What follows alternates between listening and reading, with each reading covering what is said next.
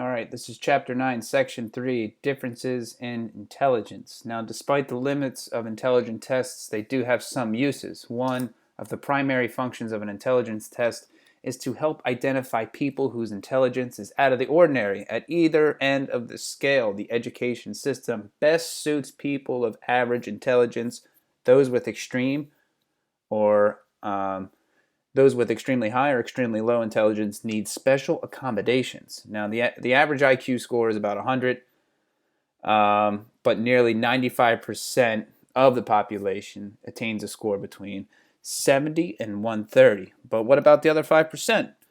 People who attain IQ scores of 70 or below are defined by psychologists as having a intellectual disability. And people who attain scores of 130 or above, in this regard, they are known as gifted. Now, in both cases, special help is needed.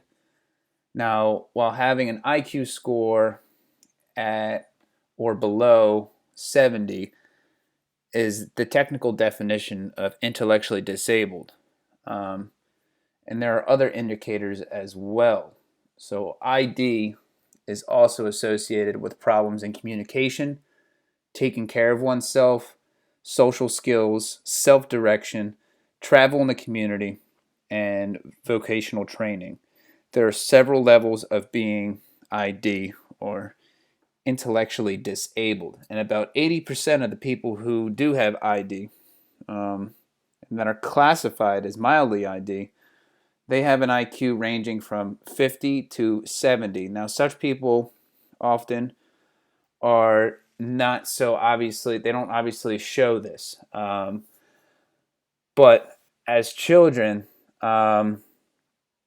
it's more difficult for them to learn than most other children, like learning to walk, feeding themselves, or learning to talk. So they have more difficult time doing these things than most children would.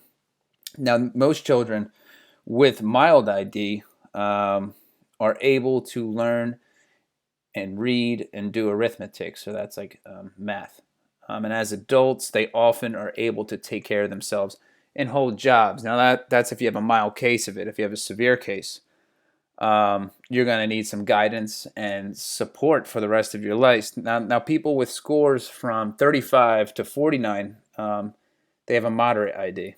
They can learn how to speak, to feed and dress themselves, and work under supportive conditions. They usually do not learn to read or solve math problems. Now, children with Down syndrome are most likely to be classified in a more moderate range. So through these scores, like probably around someone with Down syndrome would have maybe 35 to 49 on the IQ test. Now, although adults with moderate ID are usually not capable of self-maintenance, they can participate in simple recreation and travel alone to familiar places. So they can get to one place to another. All right, so people with severe ID, now their IQs are from anywhere between like 20 and 34 and usually require consistent supervision. Now these type of people are going to have to be, watched by a caregiver, or they might have to be in some type of program where they're being taken care of. So they might have some understanding of speech and be able to respond, although they can perform daily routines and repeat activities. They need continuing direction and a protective environment. Now, some children in this category can learn some basic self-help tasks, such as self-feeding. Now, people with profound IDQs below 20 can barely communicate. They may show basic emotional responses, but they cannot feed or dress themselves and are dependent on other people for their care throughout their lives. Now, ID can be caused by several factors. Accidents that result in brain damage and difficulties during childbirth can cause ID. Pregnant women who abuse alcohol or drugs, or who are malnourished, who aren't eating healthy, or to have other health problems may give birth to a child with ID. And ID can also be caused by genetic disorders or abnormalities such as Down syndrome. And usually when you have children at a later age, your child could be more susceptible to Down syndrome, studies have found. Now, technically speaking, people who are gifted have IQ scores 130 or above, so these guys are super smart.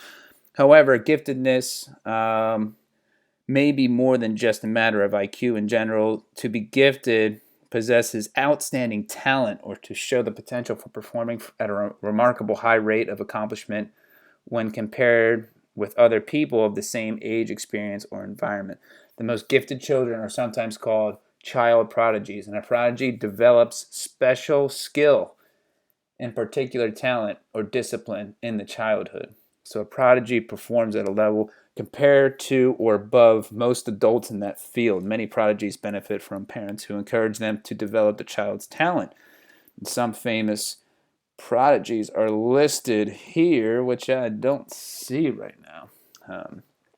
But to give you an example of that, I'm always at the skate park, I'm always skating, and I see a bunch of little kids skating that are better than me. And I'm 32, and these kids are 12, and they're outperforming me. So it's kind of like, oh, these guys are prodigies. We call those guys prodigies. I'm trying to make my daughter into a surf skate prodigy, but we will see how that turns out. Some researchers believe that motivation and creativity contribute to giftedness. Others emphasize the importance of insight, and many educators consider children with outstanding abilities to be gifted, and the abilities can be specific areas such as music, language, arts, mathematics, or science. Children may be gifted in terms of leadership abilities or creativity.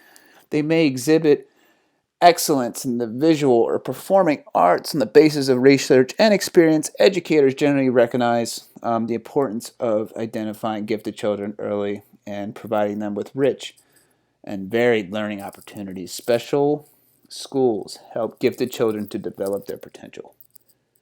All right, creativity is often linked with creativity. Giftedness. Giftedness is often linked with creativity. Creativity is the ability to invent new solutions to problems or to create original or ingenious materials. For example, Albert Einstein's best work grew out of his ability to visualize difficult problems. He developed a theory of special relativity by imagining what light would do or look like if the observer could move it at the speed of light.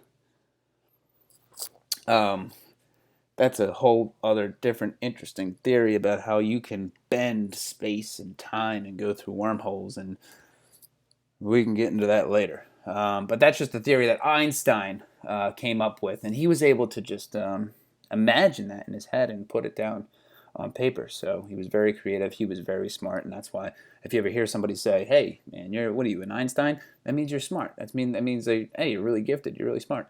Einstein was gifted. Although creativity may be a part of giftedness, a person can be highly creative without being gifted. In fact, a person can even be substantially below average in intelligence and yet have a very high creativity skill. So I don't know, maybe that's me. I like to create things. I like to draw.